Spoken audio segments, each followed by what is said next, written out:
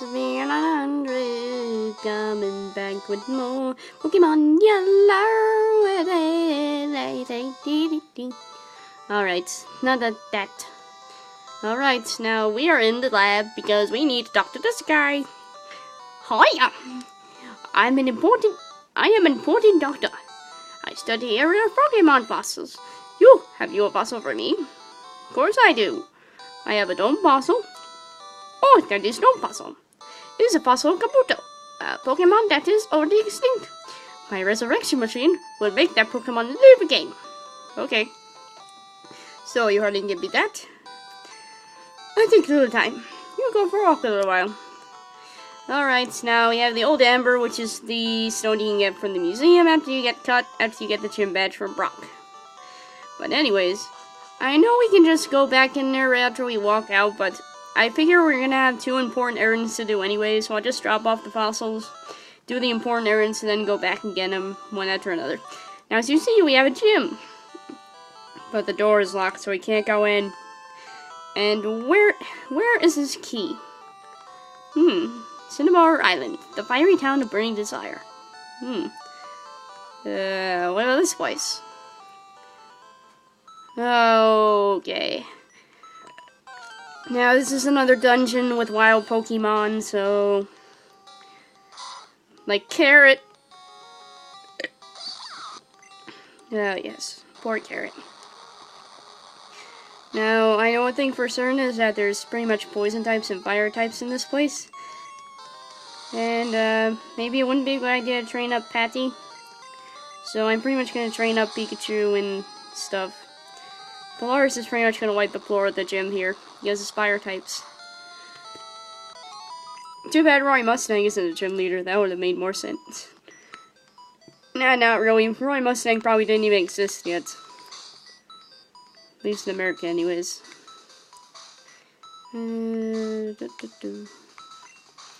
Yeah. Patty really needs training, though. Oh well. We still got another batch of water-type trainers to take out. Now, the sucky thing is, we might run out of items. Alright, escape rope.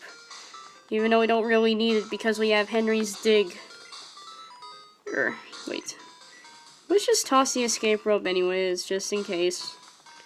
We might get something more awesome. Toss. Yeah, let's just toss it. Yeah. So many windows. Alright. What's this thing? A secret switch. Press it. Yes. Who wouldn't? I guess something to talk about was I went to the movies today. I saw The Evil Dead. And, apparently lots of people wanted to see it, but then it's like the same people that I had to take because I'm 17 years old and I'm like the only one out of the bunch that can actually go to an R-rated movie. But I had to bring my ID. And basically everybody had to like sit with me in the theater and stuff, and it's all silliness because most of them are all 16 anyways. But still, I had to like sit with them and basically hang out with them and watch the movie. And then it's like 30 minutes into the movie, like right when the blonde dude with the glasses is smashing the black girl's face in with something from the bathroom. Don't know if it was a piece of a toilet or something, or a piece of a urinal. And that was pretty much the least gory part of the movie. But I just know this person next to me when the demon just jumped out from under the ground to go after the girl. She just got so scared and was curled up in a seat screaming lots of F-bombs. And it made me laugh a lot on the inside. Because the one thing about horror movies is that I like is the people's reactions to them. I mean, I don't like horror movies in general, but I love going to the theater to see horror movies because I love the people's reactions. I have no idea why. It just makes me laugh.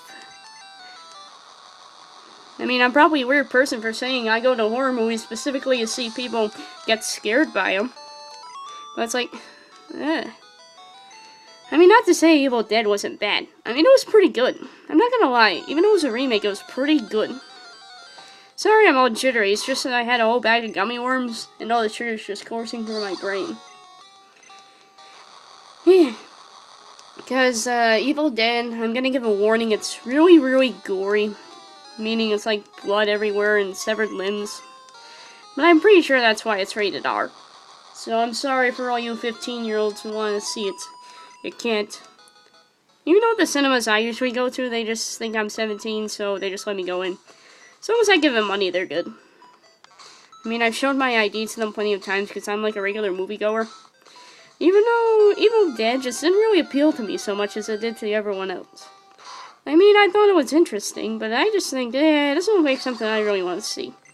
Mostly because it's all really, really like those movies where it's like, they go to the basement, they hear strange noises, and it's like, oh, let's see what it is. And it's like, dude, when you hear a strange noise, you don't go check it out, you leave it alone.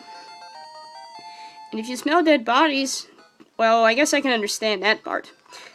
You could probably have to get rid of it. But then they take out the book, which in every horror movie I've ever seen, taking out anything from anywhere is a no-no. And then this blonde dude with the glasses, he pretty much opens up the box which has the book inside. He takes the book out, then reads it, and then there's all these warnings saying, whatever you do, do not read these words, do not remember these words, do not say these words, do not write these words down, don't do any of that stuff. And it's written there clearly to where the point, as we can see it, we can pretty much say, okay, I won't do this because it says not to. And then the guy just turns around and goes, reads the words. Then the demon comes out. Then it attacks the girl. And apparently the girl was supposed to be there to, like, get off her drugs or something.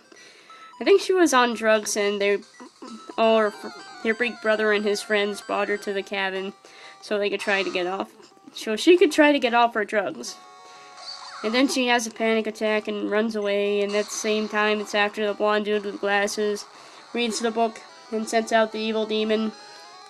And then all the crazy stuff starts happening with the girl being possessed by the demon and causing lots of crazy stuff to happen. I mean, I know I'm probably going to give away spoilers, but I don't know. Nobody really watches my stuff to even give a crap. Alright, I got calcium.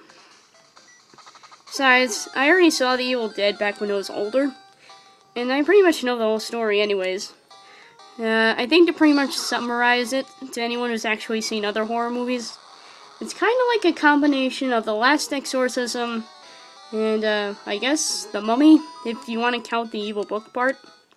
And it's got witchcraft in it, so then it's like, okay, you get the point. The summarization is basically 4 teenagers go to the woods. They find a place to stink of a dead body. They go to the basement, even though it's something you're not supposed to do in a movie. And then they see a book. They take out the book. One guy opens up the book and reads all the stuff in it, even though the book clearly says, do not read, do not write this down, do not say it. And yes, anyways, then the spirit comes back out, takes over the girl's body, and then crazy stuff happens for the most part of the movie, and the crazy events just get worse and worse and worse. To the point of the older brother having to kill his little sister by burying her alive, even though the demon's pretty much inside her. And then it looks like the girl's alive, then the demon comes back to try to kill everybody. And then the little girl, her older brother dies. And again, she's probably not even little, she's probably my age, but that's creepier. Well, the whole story of how the demon gets into her is kind of disgusting. I won't try to go into too much detail, but basically she sees the demon thing, and then the demon thing hacks out his spirit or something. It's like a giant snake. It comes out of her mouth, then goes up her thing. Yeah. And that's how it gets inside her, and she causes crazy stuff to happen in the movie. And it's pretty much like, scary. Then again, it's not really much scary, it's just gross. I mean, the other girl, well, the big brother's girlfriend takes over her first, makes her cut off her tongue. Yeah. Then after that, she tries killing the guy with the glasses. And it didn't work because the older brother came in and smashed her head. Or wait, I think it was probably the older brother, but then the guy with the glasses just smashes her head with the part of the urinal. So that happens, then she's stuck in the basement. Then the older brother's present time girlfriend tries to comfort the girl who has been possessed, thinking she's normal and stuff when she's not. Then she goes to touch her. Then the demon knocks her out and ties her up. And she licks her, then cuts her tongue in two and starts making out with her, which was strangely disturbing. I guess you can make Yuri out of it. Then after that, the demon takes over her current girlfriend of the older brother, and starts attacking the older brother, while the girl in the basement is just watching. Then after that, the guy with the glasses nearly dies. Then the older brother is almost gonna die, and then the guy with the glasses comes back suddenly and takes over and smashes the demon's head. And then he ends up dying.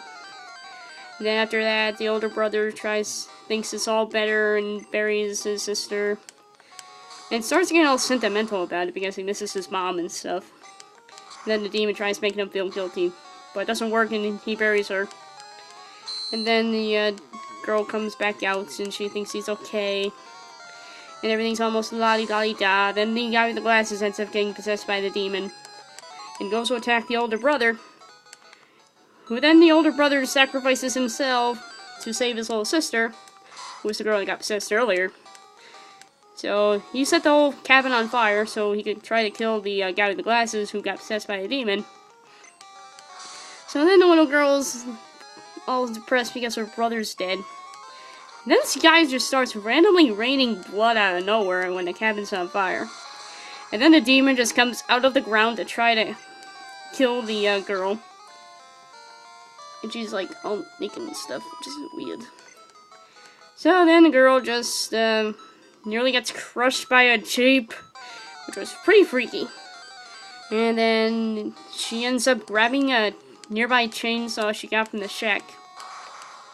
And then ends up killing the demon that way.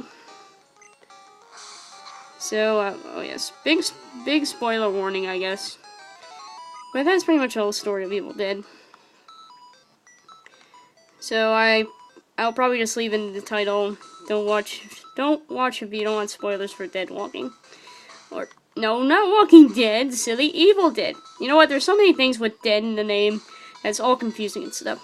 But right now, the only show I want to see about dead people is World War Z. No, wait. Oh wait, it is World War Z. Oh my goodness. But I think out of all the previews I saw, World War Z looks the most epic. Because all the other movies were pretty much sappy stories that looked like horror movies or something. And it's like, I don't want to see that. Then I see Brad Pitt and it's like, oh yeah, I want to see that. Oh, good lord. Me and my movie preferences. Also, for any of you people who want to see The Evil Dead, I would recommend not buying popcorn of any kind, because for one thing, all the blood will probably make you want to throw up. And also, don't drink anything before you go to the movies. And if you do, go to the bathroom first. I know this may sound stupid, but I believe the first time I went to see it, like on opening night, there was lots of people in there. And the whole theater ended up smelling like urine because some people peed their pants. No, I'm not kidding. Some adults actually peed their pants because we were so scared of the movie. That was fun. Fun times. Alright, I guess after this battle I may have to end the episode. Sadly. But I think in the meantime I'll just go heal my Pokemon up. Okay, so next time on Pokemon Yellow, we'll be continuing through the Cinnabar Mansion. See you then.